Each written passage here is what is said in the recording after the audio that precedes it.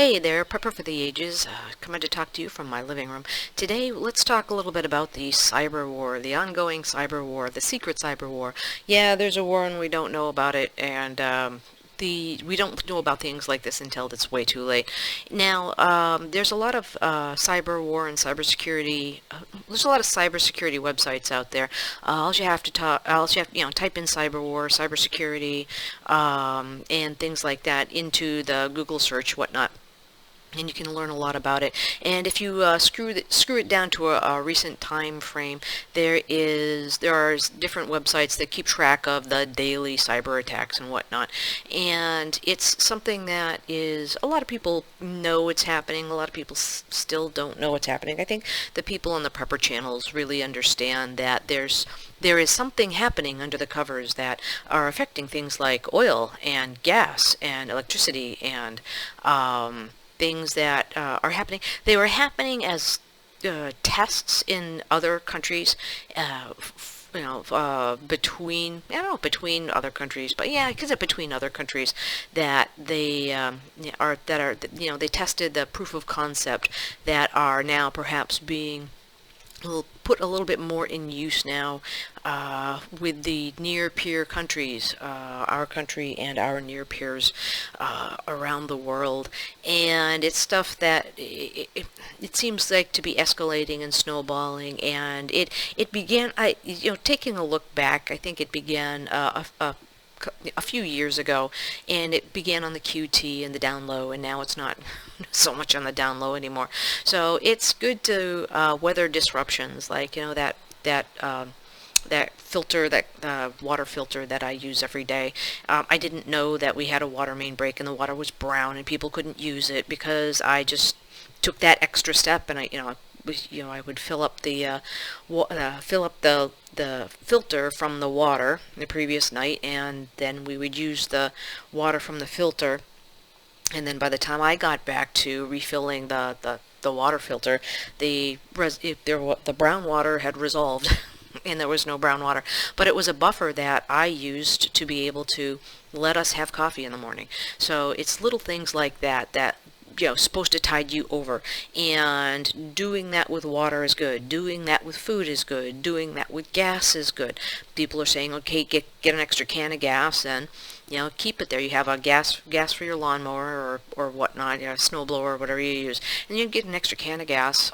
There's now gas canisters, I'm sure, that are either on sale, in your local Facebook or in your locally, your Facebook, Craigslist, whatever you use, or you can buy them again at Walmart and Kmart and all the marts, all the big box stores probably have them again. And it's just to keep next to your, just so you have an extra can, so that if anything happens, and if there's no gas for a rotation, you can absorb that and go do your daily things, like either go to work or pick somebody up from the airport, or the things that you usually do every day. I know some of you guys have 4x4s and all these nice recreational vehicles that I don't have, that take gas. So I just keep them filled up. After you use them, let them cool down, top them off, then fill up the gas can. You know this. Why am I telling you guys this? But yeah, I have a ride-on lawnmower because I have so much lawn to mow. Yeah, I don't.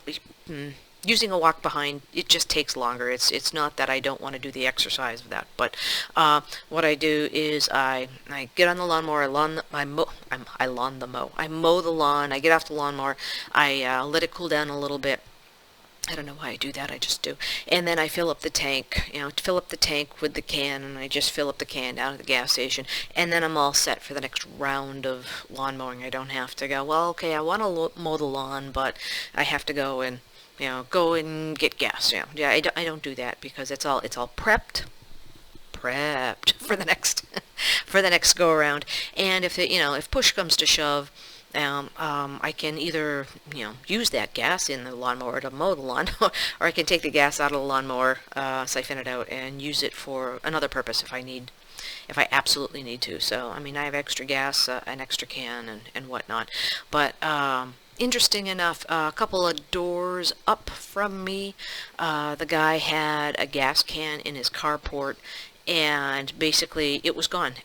He did all the stuff. He has motorbikes and he has lawnmowers and whatever, and he put a can of gas in his carport, and he noticed the next day it was gone. So he put another gas can, filled it up, and he chained it with a bike lock to a railing in his carport, and his wife said, okay, it's time for dinner or whatnot, so he got up and he happened to look, and there was a head going bobbing by in the carport, and it was the neighborhood, I don't know, say crazy person. It was every neighborhood has one.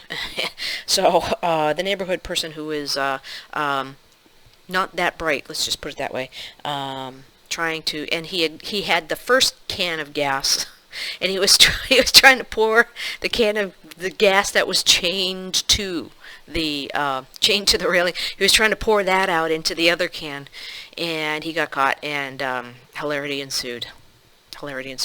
So, yeah, this is a guy that goes to jail quite regularly, and he should have gone to jail then and there, but the shenanigans in the neighborhood continues to ensue.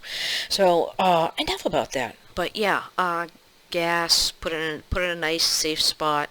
Don't put it in your house. Put it somewhere where it's safe. If there's fumes or leakage, then you're not in trouble.